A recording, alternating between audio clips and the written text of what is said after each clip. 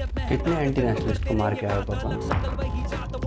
आपसे जुबान लड़ा रहा है? पापा हो ना मेरे, ये तो जुबान लड़ा रहा हूँ। सरकार थोड़े जो आपसे जुबान ना लड़ा सके। वैसे भी इस लाठी पर खून लगाए तो क्रिमिनल्स का ही होगा। खून हमारा भी बहेगा तो इसी लाठी पर लगेगा। अपनी रील्स की दुनिया से बाहर निकल के टीवी न्यूज़ भी देख लिया करो। कुछ दिन पहले तो आप कह रहे थे कि ये सारे टीवी न्यूज़ चैनल निकम्मे हैं, उनके पास परमिशन नहीं थी तो हमें ये सब करना पड़ा। किस बात की परमिशन? इस मार्च की। प्रोटेस्ट मार्च थी पापा, वो किसी पॉलिटिकल पार्टी की कैंपेन रैली नहीं थी कि जिसकी परमिशन ली जाए पहले। यदि कोई आपसे नाराज़ है तो आपसे नाराज़गी जताने से पहले आपसे परमिशन ले। ये सबके सब उन अपोजिशन पार्टीज़ की टीम बी थी।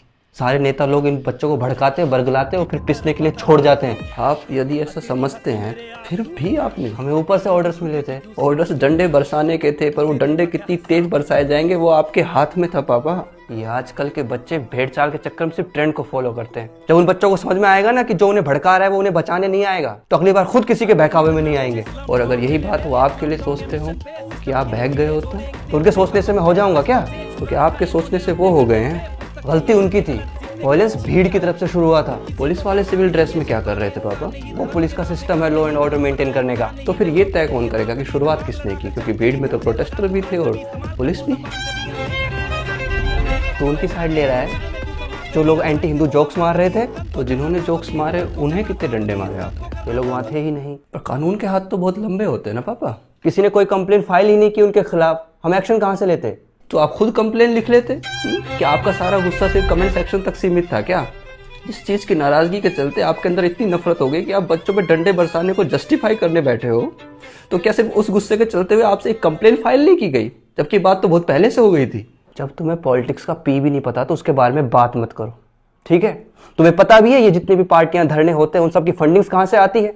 बात तो सही है आपकी, ये इन्वेस्टिगेट होना चाहिए। यदि फंड आ रहा है तो कहाँ से आ रहा है? पर पापा 12 साल से जो पार्टी सत्ता में है उसको जो हम पैसे दे रहे हैं, जो वो फंड्स कहाँ जा रहे हैं? क्या उसकी इन्वेस्टिगेशन नहीं होनी चाहिए? उस पर कभी सवाल नहीं होना चाहिए? बेटा क्यों बहस कर रहा है? डर क्यों रहा है? बेटा किसी नेता का वीडियो देखा क्या डंडे खाने का? देख बेटा, जब तक ये लड़ाई जुबान की तब तक इन नेताओं की, और जैसे ही लड़ाई आमने सामने की तब जनता की और हमारी। पापा वो बच्चे सिर्फ अपने करियर के लिए आए थे। बेटा वे लोग लड़ रहे थे ताकि उन्हें रोजगार मिले, और हम लोग लड़ रहे थे ताकि हमारा रोजगार बचा रहे। हम भी खुश नहीं है ये सब करके, हम तो सिर्फ अपनी ड्यूटी कर रहे थे। हाँ पापा, आप ड्यूटी पे जाने से पहले ना ये भूल गए थे। बेटा तुम्हें नहीं समझ में आएगा। तुम जाओ और अपनी वो यूपीएससी की तैयारी करो।